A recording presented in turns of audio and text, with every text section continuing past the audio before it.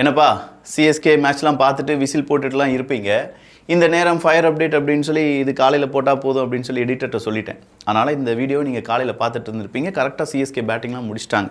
நான் என்ன யோசிச்சேன்னா, running commentary எல்லாமே நல்லா தான் இருக்குது. அரசியலும் இதே மாதிரி ரன்னிங் கமெண்ட்ரி தான் நாம் இப்போ ஃபயர் அப்டேட்டாக கொடுத்துட்ருக்கோம். செம்மையான வைபு. அதுவும் இந்த 2026 தேர்தல் இருக்குது பாருங்கள்.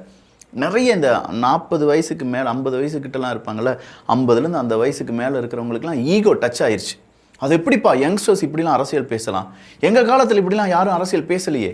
அரசியல் பேசுகிறதுக்கே நாங்கள் பயந்துட்டு இருந்தோம். அந்த காலத்தில் தலைவர்கள் வருவாங்க, தலைவர்களுக்கு ஏ ஏ ஏ அப்படின்னு சொல்லி கூஜா போடுவோம். ஆனால் இந்த காலத்தில் தலைவர்கள் வந்தாலும் எதிர்த்து கேள்வி கேட்கக்கூடிய யங்ஸ்டர்ஸ் வந்துட்டாங்களேயா. இந்த தடவை நம்ம என்ன செஞ்சிடக்கூடாது, எப்படி நம்ம கட்சியை விட்டு கொடுத்துடக்கூடாதுன்னு சொல்லி பரம்பரையாக ஓட்டு போடக்கூடிய ஒரு கட்சி இருக்கும் பார்த்தீங்களா, அந்த கட்சிக்கு முட்டு கொடுக்கறதுக்கு நிறைய பேர் ட்ரை பண்ணாங்க. ஆனாலும் என்ன, இந்த 50 வயசுக்கு அதிகமாக இருக்கக்கூடிய அந்த அவங்கெல்லாம் இப்போ கொஞ்சம் கொஞ்சமாக உணர ஆரம்பிச்சிட்டாங்க. சரியான அரசியலை இப்போ இருக்கக்கூடிய யங்ஸ்டர்ஸ் செஞ்சிட்ருக்காங்க. நாம் தான் சேஞ்ச் ஆகணும். ஒருத்தனுக்கே நம்ம ஓட்டு போட்டுட்ருக்கோன்னா அதுக்கு பெயர் நம்ம பரம்பரையாக கொத்தடிமை வேலை செஞ்சிட்ருக்கோம். ஏன்னா ஒருத்தனுக்கு கீழே தான் நம்ம இருக்கணும், ஒருத்தனை மட்டும்தான் நம்ம பாராட்டணும், ஒருத்தனை மட்டும்தான் நம்ம போற்றணும் அப்படின்னா இது பேர் மோனோபோலி. அந்த மோனோபோலியை செய்யக்கூடிய நாம சைக்கோத்தனமாக செஞ்சிட்ருக்கோம், கொத்தடிமைகளாக இருந்து கொண்டு இருக்கிறோம். ஜனநாயகம் அப்படிங்கிறது அப்படி கிடையாது, மக்களாட்சி அப்படிங்கிறது கிடையாது. உங்களுக்கு பிடித்த அந்த நேரத்தில் யார் நல்ல தலைவர்கள், யார் மக்களுக்கு நல்லது செஞ்சுருக்காங்க, யாரால் மக்களுக்கு நல்லது நடக்கும், யாரால் இயற்கைக்கு எந்த கேடும் வராது அப்படின்னு சொல்லி தெரிந்து புரிந்து அறிந்து ஒரு நபரை தேர்ந்தெடுப்பது தான் உண்மையான மக்களாட்சி. இல்லாமல் சார் நான்லாம் பரம்பரையா போங்கப்பா, அந்த அரசியலாம் முடிஞ்சு போச்சு. பரம்பரைங்கிற அர்த்தமே இல்லை. இங்கே உதயசூரியனாக இருந்தாலும் சரி, இரட்டை இலையாக இருந்தாலும் சரி, ஆளுகின்ற கட்சிகள். அதுக்கு அப்பாற்பட்டு ஏகப்பட்ட விவசாயி ஏற்கலப்பை வந்துருச்சு, விசில் வந்துருச்சு, இன்னும் நிறைய கட்சிகள் வர தொடங்கிட்டாங்க. எல்லாமே மாற்றமாகத்தான் இருக்க போகிறது. இந்த 2026 தேர்தல் யங்ஸ்டர்ஸ் வர்சஸ் கொஞ்சம் ஓல்டாக இருக்கக்கூடிய மனிதர்கள். அவங்களுடைய மனநிலைமை பரம்பரையாக நான் அவங்களுக்கு தான் ஓட்டு போடுவேன்னு சொல்லக்கூடிய அந்த ஒரு கூட்டம் இருக்குது பாருங்க, அவங்களுக்கு இடையே நடக்கக்கூடிய மிகப்பெரிய ஒரு யுத்தம் அப்படின்னு சொல்லலாம். யங்ஸ்டர்ஸ் ரெடியாக இருக்கீங்களா? இது ஆழமான அரசியல் சதுரங்கம்.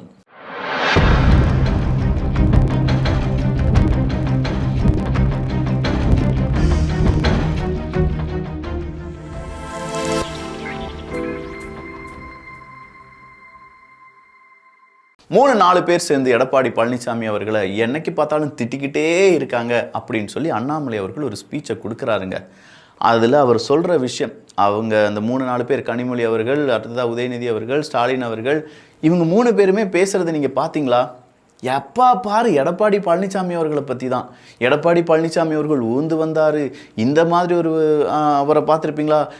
அதாவது ஏமாற்றத்துக்கு ஆன தலைவர் அப்படின்னா அது எடப்பாடி பழனிசாமி தான். 10 தோல்வி எடப்பாடி பழனிசாமி, இப்படி தான் பேசிகிட்டு இருக்காங்களே தவிர என்ன சார் செஞ்சுருக்கீங்க, மக்களுக்கு என்ன நல்லது செஞ்சுருக்கீங்க, மக்களுக்கு தேவையான விஷயங்கள் எப்படி யோசித்து செஞ்சுருக்கீங்க, எப்படி காப்பி அடிக்காமல் செஞ்சுருக்கீங்க, எப்படி ஸ்டிக்கர் ஒட்டாமல் செஞ்சுருக்கீங்க, எப்படி நல்லது செஞ்சுருக்கீங்க, எப்படி நல்லது செஞ்சேன் அப்படிங்கிறத மக்கள் மத்தியில் பேசியிருக்கீங்க. இதை தானே சார் பேச வேண்டும். 5 வருஷம் ஆட்சியிலே இல்லாத ஒருத்தரை பிடிச்சி, 5 வருஷம் மீடியா வெளிச்சமே கிடைக்காத ஒருத்தரை பற்றி எடப்பாடி பழனிசாமி அவர்களுக்கு மீடியா வெளிச்சம் கிடைச்சிச்சுன்னு நினைக்கிறீங்களா? இல்லவே இல்லை. நான் சொல்லுவேன், எடப்பாடி பழனிசாமி அவர்கள் 90% திமுகவினுடைய பத்திரிகையாளர்களும் டாப் பொசிஷனில் இருக்கிற எல்லாருமே திமுகவினுடைய ஆதரவாளர்களுமாக தான் இருந்தாங்க. இங்கே ஜீவ சகாப்தமாக இருந்தாலும் சரி, நெல்சனாக இருந்தாலும் சரி, அண்டாவாக இருந்தாலும் சரி, நக்கீரனாக இருந்தாலும் சரி, கார்த்திகை செல்வனாக இருந்தாலும் சரி, இன்னும் ஏகப்பட்ட நபர்களை நம்மளால் அடுக்க முடியும். இவங்கெல்லாம் திமுகவால் என்ன நடந்தாலும் சரி அதெல்லாம் நாங்கள் பேச மாட்டோம். அதிமுக ஆட்சி காலத்தில் என்ன நடந்தாலும் சரி அதை தான் நாங்கள் பேசுவோம் அப்படின்னு சொல்லி வந்தவங்க இன்னும் நிறைய பேர் இருக்காங்க. இதில் ஹிந்து குடும்பத்தினுடைய ஒரு தலைவர் இருக்கார், இன்னும் ஏகப்பட்ட பேர். நமக்கு தெரிந்த இவ்வளோ பேர் இருக்காங்கன்னா இதுக்கு தெரியாமல் எத்தனை பேர் இருப்பாங்க, பேரோல் எத்தனை பேர் இருந்திருப்பாங்க அப்படிங்கிறத கொஞ்சம் யோசிச்சு பாருங்களேன்.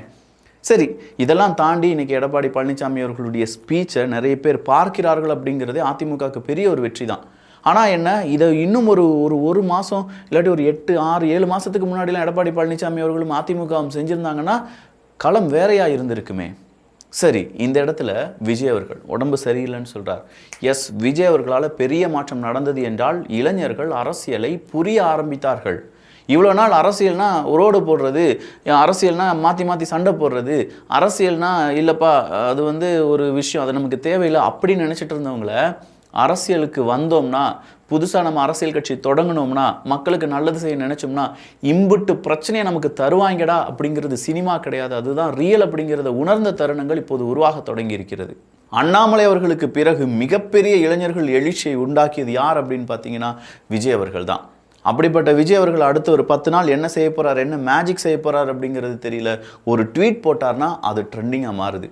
ஒரு தடவை வெளியில் வந்தார்னா அதை பற்றி எல்லாருமே பேசுகிறாங்க, பயப்படுறாங்க. எதிர்கட்சிகள், ஆளும் கட்சிகள், ஆள துடிக்கக்கூடிய கட்சிகள் இங்கே விஜய் வந்ததுனால நிறைய சாதிய கட்சிகள் அவங்களுடைய ஓட்டுக்களை இழக்கப் போகிறார்கள் அப்படிங்கிற ஒரு சர்வே வெளியாகி இருக்கிறது. எத்தனை பேர் இதை பார்த்தீங்க? எஸ், சாதிய கட்சிகள் எல்லாமே விஜயை பார்த்து நடுங்கிட்டு இருக்காங்க. ஏன் தெரியுமா? இவ்வளோ நாள் அந்த சாதி எனக்கு தான் ஓட்டு போடும், இந்த சாதி எனக்கு தான் ஓட்டு போடும், இந்த மதம் எனக்கு தான் ஓட்டு போடும் நினச்சிட்டு இருந்த எல்லாரும் அப்படியே அந்த கனவுல மண்ணள்ளி போட்டிருக்காரு மனுஷன். சாதியே வேணாயா நமக்கு, மதமும் வேணாயா, மத அரசியலும் சாதி அரசியலையும் வச்சு இருக்கக்கூடிய திராவிட கட்சிகள் இங்கே பெஸ்ட்டு வேஸ்ட் அப்படின்னு சொல்கிற ஆணித்தனமான பேச்சை மக்கள் மத்தியில் கொண்டு போய் சாதிய கட்சிகளை அலற வைத்திருக்கிறார். அதனால தான் இன்னைக்கு திமுக கூட்டணியில் இருக்கக்கூடிய ஏகப்பட்ட சாதிய கட்சிகள் பயப்படுறாங்க. விஜய் அவர்களை பிஜேபி விழுங்கிவிடும், விஜய் அவர்களை காங்கிரஸ் விழுங்கிவிடும். உங்கள் கட்சி அவங்க விழுங்கிட்டாங்க அப்படிங்கிறத உண்மையை ஒத்துக்கொண்ட பிறகு நீங்கள் அடுத்த கட்சியை பேசியிருக்கணும். இன்னைக்கு விஜய் அவர்களுடைய கட்சி இருக்குமா இல்லையா அப்படிங்கிறத பற்றி டிபேட் நடத்தக்கூடிய செய்தி ஊடகங்கள் எத்தனை கட்சிகள் இல்லாமல் போனது அப்படிங்கிறத பற்றி என்னைக்காவது ஒரு நாள் மக்கள்கிட்ட பேசி புரிய வச்சுருந்தாங்கன்னா அரசியலில் பெரிய ஒரு மாற்றம் உருவாகி இருக்கும். வைகோ எங்கெங்கே போனார்? சிபிஐ, சிபிஎம் எங்கெங்கே போச்சு? இன்னும் ஏகப்பட்ட கட்சிகள் இருக்காங்களே, மதவாதிகள் அப்படின்னு சொல்லக்கூடிய கட்சிகளில் மதத்தால் இருக்கக்கூடிய கட்சிகள், திமுக கூட்டணியில் இருக்கக்கூடிய கட்சிகள், எவ்வளவு கட்சிகள் இருக்காங்க, யாரையுமே தெரியலங்க மக்களுக்கு. மக்கள் எல்லாம் ரொம்ப விழிப்புடன் இருக்காங்க, ஓட ஓட விரட்டுறாங்க. கடந்த வீடியோலாம் நீங்கள் பார்த்துருப்பீங்க. ஐயா அம்மா உணவகம் அப்படிங்கிற ஒரு கேள்வி வருது. அம்மா உணவகம் எவ்வளவு பெரிய ஒரு விஷயம் தெரியுமா? மாதம் 1000 ரூபாய் கொடுக்கறதுலாம் பெருசு கிடையாதுங்க. 2 ரூபாய்க்கு இட்லி கொடுத்தாங்க பாருங்க, அதுதான் பெருசு. 5 ரூபாய்க்கு சாதம் கொடுத்தாங்க பாருங்க, அதுதான் பெருசு. ஏழை மக்கள், வேலை கிடைக்காத இளைஞர்கள், அப்பா அம்மாவால் கைவிடப்பட்ட குழந்தைகள், குழந்தைகளால் கைவிடப்பட்ட முதியவர்கள், இப்படின்னு சொல்லி எல்லாருக்குமே ஒரு சாப்பாட்டுக்கு வயிறு நிறைய சாப்பாட்டு போகலாம் அப்படின்னு சொல்லக்கூடிய ஒரு விஷயமா இருந்த ஒரு விஷன், ஒரு பெரிய விஷன் அம்மா உணவகம்.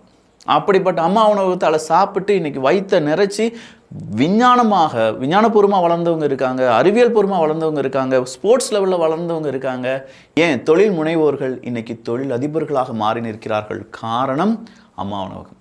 அப்படிப்பட்ட அம்மா உணவகம் இப்போது சரியில்லை, அவங்களுடைய டேஸ்ட்டு சரியில்லாமல் போயிடுச்சு. யார் பேர் இது? எவ்வளோ பெரிய தப்பு. சாப்பிட்ற சாப்பாட்டுக்கு டேஸ்ட்டு சரியில்லாமல் செஞ்சது அங்கே இருக்கக்கூடிய சமையல்காரங்க கிடையாது. 5 பேர் வேலை பார்க்க வேண்டிய இடத்துல 2 பேரை மட்டும் போட்டு, தேவையான இன்க்ரீடியன்ட்ஸ் எதுவுமே கொடுக்காம, சரியான இன்ஃப்ராஸ்ட்ரக்சர் டெவலப்மெண்ட் இல்லாமல், அது அம்மா உணவகம், நம்ம ஏன் அதை பார்க்கணும் அப்படின்னு சொல்லி ஒவ்வொரு இடத்துலையும் அதை மூட வச்சிங்க பார்த்தீங்களா? திமுக அம்மா உணவகம் அந்த ஒரு ஆத்மா, அதாவது அந்த அம்மா உணவகத்துக்குன்னு ஒரு ஆத்மா இருக்குது பார்த்தீங்களா? அதை நினச்சி வாழ்ந்த நிறைய பேர் இருந்திருப்பாங்களே, அவங்களுடைய சாபம் சும்மா விடாது. அப்போ எடப்பாடி பழனிசாமி அவர்கள் சொல்கிறாங்க, எஸ் அம்மா உணவகம் மறுபடியும் நன்றாக செயல்படும். இந்த ஒரு வார்த்தையை மட்டுமே நிறைய பேர், அம்மா உணவகத்தால் பயனடைந்தவர்கள் பல நபர்களுக்கும் சொல்லுவாங்க, இந்த மாதிரி ஒரு கான்செப்டை கொண்டு வர முடியாது அப்படின்னு சொல்லி. அடுத்ததா நான் சொன்னேன்ல, எவ்வளவு நல்லது செஞ்சுருக்கீங்க அப்படின்னு சொல்லி ஓட்டு கேளுங்கயா. அடுத்தவனை அடித்து, அடுத்தவனை ஏச்சி, அடுத்தவனை பேச்சு, அடுத்தவனை விஷமாக கக்கி இப்படி நீங்கள் ஓட்டு கேட்காதீங்கன்னு சொன்னேன்ல. கோயம்புத்தூரில் ஏடிஎம்கேவை சார்ந்த அந்த வேட்பாளர் நான் என்ன செஞ்சுருக்கேன் அப்படிங்கிறத ஒரு 3 நிமிஷம் வீடியோவை வெளியில் விட்டுருக்கார். அந்த வீடியோவை பார்த்த பிறகு யாராவது ஒரு நபர் இது போலி அப்படின்னு சொல்ல முடியுமா? அப்படி சொன்னாங்கன்னா உண்மையிலேயே நான் சொல்கிறேன், அவங்க அரசியலில் விஞ்ஞானபூர்வமான ஊழலை செய்யாதவர்கள் அப்படின்னு சொல்லி. ஆனால் நான் இன்னொரு விஷயத்தை காண்பிப்பேன். அது என்னன்னா, அதை நான் சொல்ல வேண்டாம். என்டிகேவை சார்ந்த வேட்பாளர்கள் அவங்க பேசியிருக்கக்கூடிய உண்மை. இந்த சிபிஐஎம்னு இருக்குது பார்த்தீங்களா, அவங்க எம்எல்ஏவாக இருந்திருக்காங்க. உங்கள் சின்னமான கதிரருவாள் எங்கள் மக்களின் கழுத்தை அறுத்ததற்கு காரணம் என்ன? 13 லட்சம் போதுமா இல்லை இன்னும் வேணுமா? தத்துவம் பேசி மக்கள் பணத்தை சுருட்டி கொழுப்பது தான் கம்யூனிசமா அப்படிங்கிற ஒரு கேள்வியை கேட்டிருக்காங்க. கீழ்வெள்ளூர் வங்கனமாவடி அப்படிங்கிற ஒரு இடத்துல தார் சாலைகள் போட்டதாக 13 லட்சம் ரூபாய் ஏதோ கணக்கு காண்பிக்கப்பட்டிருக்கிறது. என்டிகேக்காரங்க கேட்குறாங்க, வாங்க திமுகவினுடைய கூட்டணியில் இருக்கக்கூடிய கம்யூனிஸ்ட் கட்சியை சார்ந்தவங்க வாங்க, அந்த வாங்கமாவடி அப்படிங்கிற அந்த இடத்துல ஒரு தார் சாலையை காண்பித்து விடுங்கள், 13 லட்ச ரூபாய்க்கு கணக்கு காண்பிச்சிருக்கீங்களே அப்படிங்கிறாங்க. போகிற போக்கில் நான் என்ன செஞ்சுருக்கேன் மக்களுக்கு சொல்கிறதுக்காக நாங்கள் என்ன செஞ்சுருக்கோம் அப்படிங்கிற புத்தகத்தை வெளியில் விடுறாங்க. அந்த புத்தகத்தில் இருக்கிறது போலியான விஷயம். மக்கள் முட்டாள்னே நினச்சிட்டு இருக்காங்க போல். இதுதான் மக்கள் புரிந்து கொள்ள வேண்டும். சார், நிறைய போலிகள் நம்மளை சுற்றி சுற்றி சுற்றி வலம் வந்து கொண்டிருக்கிறது. இந்த போலிகள் நம்மை இதுதான் ஒரிஜினல் அப்படின்னு சொல்லி சில விஷயங்களை நம்ப வைக்க ட்ரை பண்ணிட்டு இருக்காங்க. அந்த மாயை மட்டும் நம்ம உடைச்சிட்டோம்னு வச்சுக்கோங்களேன், இந்த அரசியல் நம்ம அரசியலாக மாறிடும். ஒன்றுமே கிடையாதுங்க. பாடி ஷேமிங் அப்படிங்கிறது எவ்வளவு கீழ்த்தனமானது. பெரியார் அவர்களுடைய ஒரு பேராதரவுடன் இல்லாட்டி பெரியார் அவர்களுடைய மானசீக ஒரு குருவாக ஏற்றுக்கொண்டு அதை ஃபாலோ பண்ணுறவங்க யாராவது இந்த பெண்ணியம் இல்லாட்டி அவங்கள ரொம்ப தரம் தாழ்த்தி பேசுகிறதெல்லாம் பேசுவாங்களா? ஆனால் பேசக்கூடிய இழிவான பிறவிகள் இருக்கிறார்கள். அதில் சில நபர்கள் ரொம்ப முக்கிய தலைவர்களாக கூட கருதப்படுகிறார்கள்.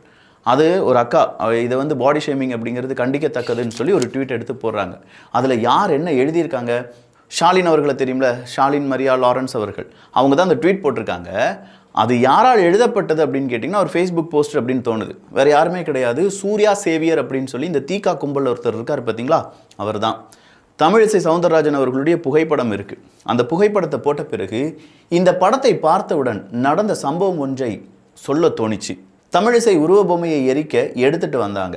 அதில் ஒருத்தன் இது தமிழிசை மாதிரி இல்லைன்னு சொன்னான். உருவ பொம்மையை எடுத்துகிட்டு வந்தவன் சிம்பிளாக ஒரு பதில் சொன்னான். எரிச்ச பின்னாடி பாரு தமிழிசை உருவம் வரும்னு சொன்னான். அக்கா, வெயிலில் கருகி கருகின்னு வந்திருக்கும், கருப்பு ஒரு நல்ல கலர் தான், ஒத்த ஓட்டை இவங்க வாங்கிறதுக்கு என்னெல்லாம் வேஷம் காட்ட வேண்டியிருக்கு பாருங்க அப்படின்னு சொல்லி அந்த புகைப்படத்தை போட்டு தமிழிசை சவுந்தரராஜன் அவர்கள் ரொம்ப கருப்பாக இருப்பாங்க அப்படின்னு சொல்லி அவங்களுடைய பாடி ஷேமிங் பண்ணி, டேய் தமிழர்கள் கருப்பாக தாண்டா இருப்போம், உனக்கு என்னடா அதில் பெரிய வருத்தம் வந்திருக்கு அப்படின்னு சொல்லி நிறைய பேர் கீழே கருத்துக்களை பதிவு பண்ணிட்டு இருக்காங்க. சூர்யா சேவியர் மாதிரியான நபருக்கு, இவ்வளோ வயசான ஒரு நபருக்கு இவ்வளோ கீழ்த்தனமான புத்தி எங்கேருந்து வந்துச்சு அப்படிங்கிறது தெரியலை. அதுவும் ஒரு பெண்ணை இவ்வளவு அசுத்தமாக பேசி இப்படிலாம் நீங்கள் பிழைக்க வேண்டுமா அப்படிங்கிற அந்த கருத்துக்களையும் கீழே என்னால் பார்க்க முடியுது. ஸோ சூர்யா சேவியர் மாதிரியான இந்த தீகா கும்பல் என்ன செஞ்சிட்டு இருக்காங்கன்னா, மக்களை முட்டாளாக நினைத்து கொண்டிருக்கிறார்கள். சாதாரணமாக கிடையாது, நம்ம என்ன வேணாலும் பேசலாம், எவனும் ஒன்றும் செய்ய மாட்டான். கேட்டால் கருத்துரிமைன்னு சொல்லிடுவோம். இதெல்லாம் கருத்துரிமை கிடையாது. இதுக்கு பேர் என்ன தெரியுமா? பாடி ஷேமிங் அப்படின்னு சொல்லுவாங்க. உங்கள் வீட்டில் நிறைய குழந்தைகள் பெண்கள் எல்லாம் இருப்பாங்கல்ல, அவங்கள யாராவது இப்படி செய்யும்போது அவங்களுடைய புகைப்படத்தை இப்படி போட்டு பொதுவெளியில் போட்டு கருப்பாக இருப்பாங்க, கரிய வச்சுருப்பாங்க அப்படிலாம் சொல்லும்போது சுருக்குன்னு இருக்கும் பாருங்க. இந்த சுருக்குன்னு இருக்கிறத மக்கள் புரிந்து கொள்வார்கள்.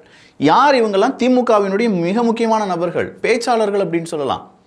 அப்போ இந்த திமுகவினுடைய அஜெண்டா என்னன்னா, மக்களை மக்களாகலாம் நினைப்பது கிடையாது. இவங்களை பொறுத்த வரைக்கும் ஏதாவது சொல்லி மக்கள் மத்தியில் ஒரு வெறுப்பை ஏற்படுத்தி, கேட்டால் பாஜக உள்ள வந்துடும் பாய் அப்படின்னு சொல்லுவாங்க. ஆனால் கெட்ட கெட்ட வார்த்தையில் பேசுவாங்க. ஒருவேளை அந்த பாய் யாரும் இவங்களுக்கு சாதகமாக பேசலைன்னா, எல்லாமே அவங்களுக்கு சாதகமாக இருக்கணுங்க. ஏதாவது ஒன்று பெருசாக மாறி அப்படியே பேசிட்டாங்கன்னு வச்சுக்கோங்களேன், நீ சங்கிதானடா அப்படின்னு சொல்லுவாங்க.